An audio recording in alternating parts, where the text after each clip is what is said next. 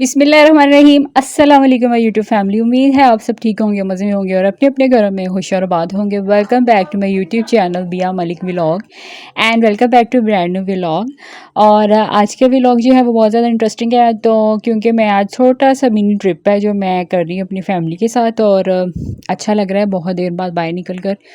तो अच्छा, मैं अब अपने हर व्लॉग में यही कह रही होती कि बहुत देर बाद एक्चुअली में इट्स बीन 4 मंथ्स के हम लोग 4 मंथ से ही कहीं नहीं गए।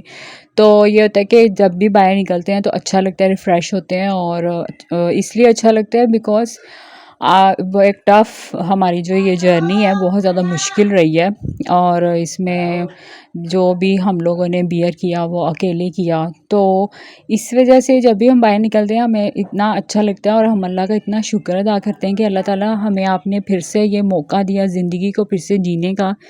बहुत से लोग ऐसे होते हैं जिन्हें दोबारा मौका नहीं मिलता ज़िंदगी में, और वो लोग बहुत खुशकिस्मत होते हैं जिन्हें अल्लाह ताला दोबारा ज़िंदगी में मौका देते हैं अपनी ज़िंदगी को दोबारा से जीने का। तो पहले तो मैं आपसे ये कहूँगी कि ज़िंदगी में ना जब आप तकलीफ़ काट लेते हैं या तकलीफ़ का वक्त आप गुजार लेते हैं, तो आप लोग एक बात समझ लें, उससे पहले जो भी आपने गलतियाँ की होती हैं या उससे पहले की आपकी जो ज़िंदगी होती है ना, उसको तो आपने हमेशा के लिए ख़त्म कर देना है। अपने उस वक़्त से इस जितनी भी जर्नी है ना, इससे आपने सबक ज़रूर सीखना है और इस लेसन को सारी ज़िंदगी अपने साथ रखना है। अल्लाह ताला ने आपको ये ज़िंदगी दोबारा इसलिए नहीं दी कि आप अपनी वही गलतियाँ, वही बातें, वही सब चीज़ें रिपीट करें। ये आपको इसलिए दोबारा मिलती है, लाइफ़ इसलिए दोबारा ज़िंदगी मिलती है कि आप अपनी ज़िंदगी को नया मोड़ दें, नए तरीके से उसे जिएँ और नए नए तरीके से उसे एक्सप्लोर करें। और तकलीफ़ से आप ये सबक ज़रूर सीखें कि जैसे तकलीफ़ आपने अकेले काटी है, कोई आपका साथ देने नहीं आया, किसी ने आपको मतलब कि ये सारी जर्नी जो हमारी रही है ना, आई थिंक सो मैं अपने बहन भाइयों को बहुत ज़्यादा थैंकफुल कहना चाहूँगी। और थैंक यू सिर्फ एक मैं अपनी बहन को थैंक यू कहना चाहती हूँ because she is not giving up on every situation. और सेकंड थैंक यू अपने भाई का कि उसने बहुत ज़्यादा सपोर्ट किया इस सारी सूरत हाल में। वो ना होता तो फिर ये जर्नी बिल्कुल अगर लड़की के लिए लड़कियां कुछ नहीं कर सकती, ठीक है, मर्द का होना बहुत ज़्यादा ज़रूरी होता है। तो सेकंड थैंक यू उसको, एंड थर्ड थैंक यू मैं अपनी अम्मी को कहना चाहूँगी बिकॉज उन्होंने गिव अप नहीं किया। क्योंकि पेशेंट जो होता है ना, मरीज़, वो अगर गिव अप कर देना तो ऊपर वाला कुछ भी नहीं कर सकता। हम कुछ नहीं कर सकते अगर वो गिव अप कर रहा है, वो पैनिक कर रहा है, अगर वो अपनी दर्द के साथ कॉम्प्रोमाइज़ नहीं कर पा रहा, क्योंकि तकलीफ़ तो वो सह रहा है ना। हम लोग तो सिर्फ ये कर रहे होते हैं, दवाइयाँ दे रहे हैं या उसी टाइम पे खाना दे रहे हैं, या फिर हम डॉक्टर को बुला रहे होते हैं, या हम टेस्ट करवा रहे होते हैं, या हम जो भी, लेकिन जो तकलीफ़ वो इंसान काट रहा होता है ना, वो हम नहीं काट रहे होते हैं। हमें पता ही नहीं है कि उसको कितनी तकलीफ़ हो रही है, ये हमें नहीं पता होता। तो इस सारी सिचुएशन में अगर किसी ने बहुत ज़्यादा अपनी विल पावर को दिखाया तो वो मेरी अम्मी जान है। और वो बेशक उन्होंने तकलीफ़ काटी है और सारी तकलीफ़ उन्होंने अकेले काटी है, और उन्हीं को मैं थैंक यू कहना चाहूँगी। क्योंकि अगर वो गिव अप कर देती तो हमारा क्या बनता, ठीक है। तो इस सारी तकलीफ़ से मैंने ये सीखा है कि जैसे इस पूरी जर्नी में हम लोग अकेले थे, मैं, मेरी बहन, मेरा भाई, हम सब अकेले हैं। हम हर सिचुएशन को अकेले फ़ेस कर रहे हैं, कोई भी हमारे साथ आके खड़ा नहीं हो रहा। तो दुनिया के लिए मैं इस A few moments later. So guys, यहाँ पर मैं आप लोगों को बताऊँ बहुत ज़्यादा रश है और आज का व्लॉग जो है वो बहुत ज़्यादा इंटरेस्टिंग है। तो welcome back to YouTube channel Bia Malik and welcome back to brand new vlog. और आज के व्लॉग में हम आप लोगों को मिलवाने वाले हैं आप सबकी फेवरेट रबीका खान से। और आज के व्लॉग में हम उनसे कैसे मिले और किस तरह हमारी उनसे मुलाकात हुई, ये सारा कुछ दिखाएंगे। तो आपने व्लॉग को कहीं से मिस नहीं करना, स्किप नहीं करना, देखना है एंड तक। तो चलते हैं आज के एक्साइटेड से व्लॉग की तरफ। सो व्यूवर्स, हम लोग पहुंच चुके हैं इस वक्त मॉल में और यहाँ पे बहुत जल्द जो है बिया का मीटअप स्टार्ट होने वाला है। तो व्यूवर्स, यहाँ पे मेरे साथ इतना मज़ाया सीन हुआ है कि मैंने पहले बताया था आपको कि लेंस बहुत कंफर्टेबल थे, पर आई डोंट नो उसके साथ क्या हुआ है। मेरा एक लेंस बिल्कुल ऊपर चला गया था और मुझे डर लग रहा था कि कहीं वो मेरी आँख को हार्म ही नहीं करते, क्योंकि आपका आजकल लेंस अटैक्स बहुत से हो रहे हैं, एक्सीडेंट्स बहुत से हो रहे हैं, जैसे कि अभी रिसेंटली हुआ था किसी के साथ, तो डेट्स वाई मैंने एक तो रिमूव कर दिया, अभी दूसरा मैं कहीं पे मिरर देख के रिमूव करने वाली हूँ क्योंकि बहुत ज़्यादा इरिटेट कर रहा है। और यहाँ पर बिया जो है वो काफ़ी ज़्यादा शॉपिंग कर रही है 14 अगस्त की, बिकॉज यहाँ पे लगी हुई है 50% सेल। तो दुनिया के लिए मैं उस वक्त कुछ भी नहीं हूँ, मतलब कि ना डॉक्टर मुझे पहचानते हैं, ना हॉस्पिटल में जो कोई मुझे पहचानता है, और ना ही कोई मुझे जानता है ना पहचानता है। वैसे मुझे इस गली की नुक्कड़ तक या घर के आसपास तक लोग बहुत पोक कर रहे होते हैं, आप टिकटॉकर है ना, आप यूट्यूबर है ना।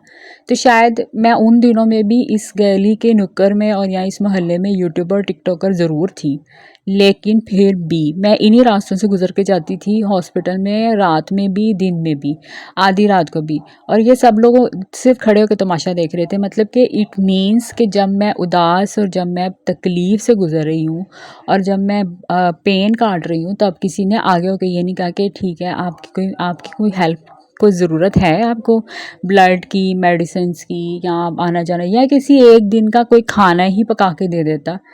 तो इन लोगों ने वो भी नहीं किया कि किसी एक दिन, यार अकेली बच्ची है, आ जा रही है, ये फैमिली अकेला अपना सब कुछ कर रही है, माँ पता नहीं किस हालत में है, अस्पताल में है, किसी ने आके आगे होके नहीं पूछा, किसी ने ये नहीं कहा कि पता नहीं किस तरह से ये मैनेज कर रहे हैं अपनी लाइफ को, इनके पास पैसे हैं या नहीं हैं, इनके फादर तो है नहीं है ज़िंदा, ठीक है, जो घर का बड़ा होता है वो तो बाप ही होता है ना, बाप ज़िंदा है नहीं है, तो कौन इनके साथ खड़ा है, वो कैसे ये इलाज करवा रहे हैं अस्पताल के अंदर, कैसे चल रही है इनकी ज़िंदगी, किसी ने भी नहीं पूछा। एक दिन का खाना जो होता है वो भी किसी ने बना कर नहीं दिया, वो भी हम लोग खुद बनाते रहे। और खाना ऐसे होता था कि डॉक्टर्स ने अम्मी के लिए जो है वो अलग से खाना कह दिया था, तो वो ही मैं घर में आके बनाती थी उनके लिए, और हमारा खाना अलग से बनता था।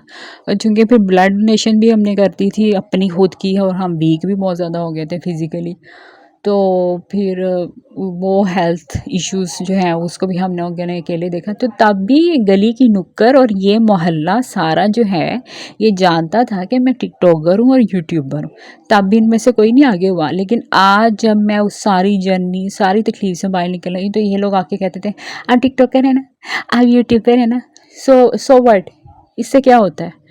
यानी कि ये 4 महीने पहले जब मेरी अम्मी का एक्सीडेंट हुआ था, तब भी तो मैं यही थी ना, तब भी मैं यही थी, तब भी मैं यही कुछ कर रही थी। चाहे मैं मीडिया से 2 मंथ्स के लिए गायब हो गई थी, लेकिन मैं, आप लोग तो तब भी मुझे जानते थे ना, क्योंकि अस्पताल में तो मुझे कोई नहीं जानता था, वहाँ तो मुझे कोई स्पेशल ट्रीटमेंट नहीं मिला, वहाँ तो कोई नहीं जानता था मैं कौन हूँ। लेकिन आप लोग 4 लोग जानते थे, लेकिन आप लोगों ने मेरी कोई मदद नहीं की। तो ये माशरा जो है ना वो इस तरह का है कि जब आपको मदद की ज़रूरत होती है ना, तो ये लोग आपकी मदद नहीं करते।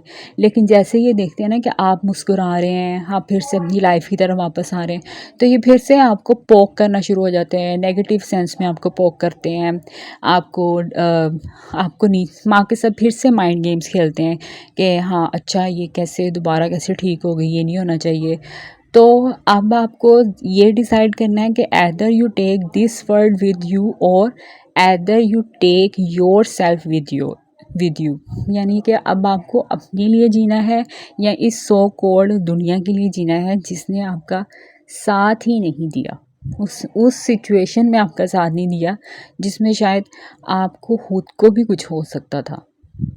बिकॉज समटाइम जो शुरू में हमें जब भी रिपोर्ट्स के रिज़ल्ट्स मिले हैं, तो डॉक्टर्स हमें इतना डराते थे कि ये नहीं पता कि पेशेंट को, तो उन्होंने हमें कहा था कि आपने अपनी वालदा को कुछ भी नहीं बताना। लेकिन जो कुछ भी, जितने भी एक्सरे आए, जितनी भी रिपोर्ट्स आई हैं, उसके रिजल्ट्स में जो डॉक्टर जितना हमें डराते थे ना, उसके उस सूरत में हमारा दिल अपना बंद हो जाता था और हमें सांस नहीं आती थी।